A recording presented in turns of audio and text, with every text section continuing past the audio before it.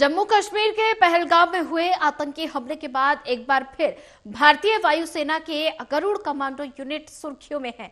ये वही special force है जिसे देश के सबसे खतरनाक मिशनों के लिए तैयार किया जाता है, चाहे आतंकवाद हो या प्राकृतिक आपदा। गरुड़ कमांडो हर मोर्चे पर जान की बाजी लगाकर डट जाते हैं। आइए जानेंगे कि ये गरुड़ कमांडो आखिर कौन होते हैं, कैसे बनते हैं और कितनी सैलरी पाते हैं और इनकी ट्रेनिंग कितनी कठिन होती है।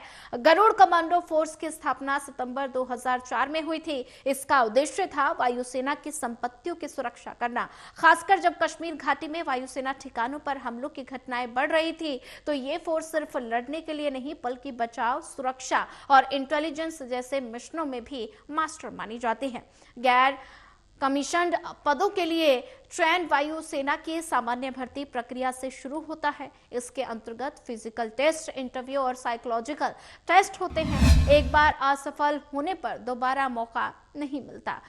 कमीशन्ड ऑफिसर बनने के लिए उम्मीदवारों को AFCAT परीक्षा पास करनी होती है और इसके बाद उन्हें हैदराबाद स्थित एयरफोर्स अकादमी में विशेष प्रशिक्षण दिया जाता है। ये प्रक्रिया नेतृत्व क्षमता और राजनीतिक सोच को मजबूत करती है।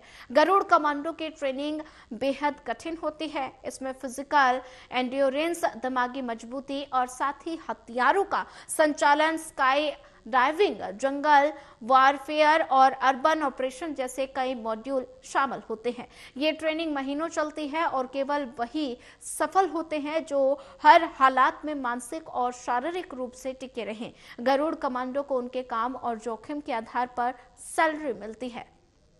रिपोर्ट्स के मुताबिक इनकी सैलरी करीब 70,000 रुपए से शुरू होती है और साथ ही अधिकतम सैलरी 2,50,000 प्रति महीने तक होती है, जो उनके रैंक और अनुभव पर निर्भर करती है।